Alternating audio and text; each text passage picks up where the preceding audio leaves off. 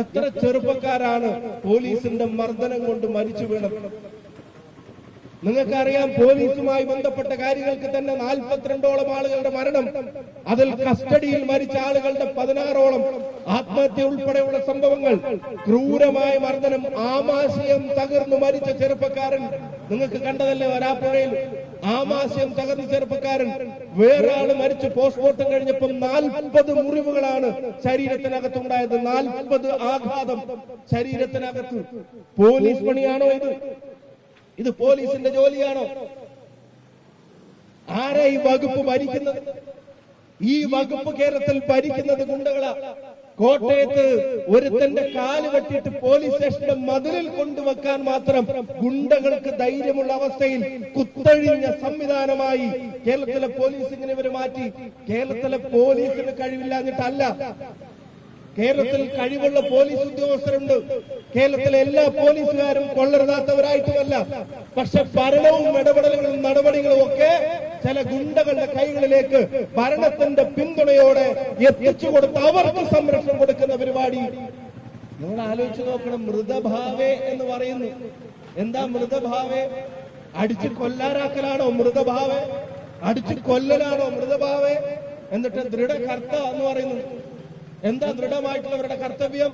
ഈ ഗുണ്ടകൾക്ക് പ്രൊമോഷൻ കൊടുക്കുന്ന ലിസ്റ്റിൽ ഒപ്പിടലാണ് പിണറായി വിജയൻ എന്ന ആഭ്യന്തര വകുപ്പ് മന്ത്രിയുടെ ഏറ്റവും പ്രധാനപ്പെട്ട കർത്തവ്യം. ഇപ്പൊ അടുത്ത ദിവസം നിങ്ങൾ കണ്ടതല്ലേ, കൊടിസുനി, കേരളം കണ്ട ഏറ്റവും ക്രിമിനലിന്റെ ഒരാൾ, ക്രൂരമായ കൊലപാതകത്തിൽ ഈ വടകരയിലെ ജനങ്ങൾക്ക് മറ്റാരെക്കാളും അറിയാം. മനുഷ്യന് നിരക്കാത്ത ക്രൂര കൊലപാതകത്തിന് നേതൃത്വം കൊടുത്ത ഒരു കൊടും ക്രിമിനൽ. ആ കൊടും ക്രിമിനലിന് ഇഷ്ടപ്പെട്ട ജയില് ഈ ഗവൺമെന്റ് അനുവദിച്ചു കൊടുക്കുക. ആ കൊടും ക്രിമിനലിനും സംഘത്തിനും ഇഷ്ടപ്പെട്ട പരോളുകൾ ഈ ഗവൺമെന്റ് അനുവദിച്ചു കിടക്കുക. അവർ ഉള്ളിലാണോ പുറത്താണോ കൂടുതലെന്ന് ചോദിച്ചാൽ ആളുകൾക്ക് സംശയം വരുന്ന തരത്തിലാണ് അവർ കാര്യങ്ങൾ ചെയ്യുന്നത്.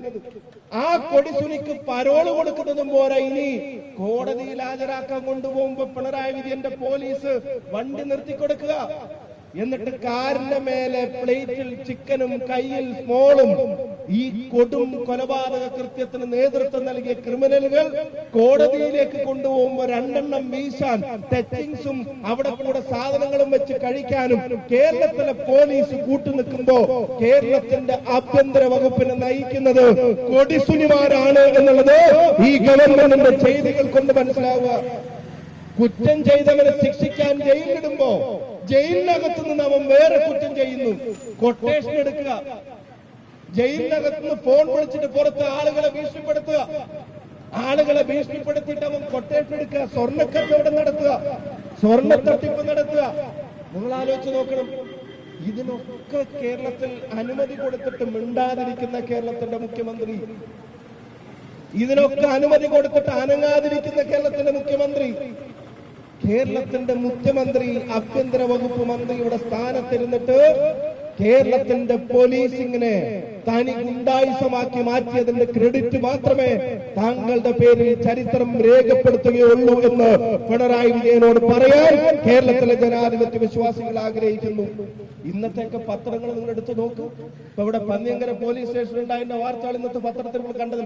ആളുകൾക്ക് പരാതി കൊടുക്കാൻ പോവാൻ പോലും പേടിയാ. കാരണം കൊടുക്കാൻ പോയവന്റെ അവസ്ഥ എന്താവുമെന്നുള്ളത് ഇന്നത്തെ വാർത്തയിൽ നമ്മൾ പറയുന്നുണ്ട്. കൊടുത്തവന്റെ കാര്യം പോട്ടെ, ഒരു CCTV ദൃശ്യം ചോദിച്ചിട്ട് 5 വർഷമായിട്ട് വിവരാവകാശം ചോദിച്ചിട്ട് കിട്ടാത്തതിന്റെ ബ്ലോക്ക് പ്രസിഡന്റ് അതിന്റെ വിവരം കിട്ടാതിരിക്കുക. 5 വർഷമായിട്ട് മാറട്ടെ, അത് ചോദിച്ചിട്ട് കിട്ടുന്നില്ല. അപ്പൊ ഇത്തരം കാര്യങ്ങൾ ഉണ്ടാവുമ്പോ ഇതിന്റെ തലപ്പത്തിരിക്കുന്ന ആളുകൾക്ക് എന്തെങ്കിലും ഒരു നടപടി എടുക്കാനുള്ള ആർജവം ഉണ്ടാവും.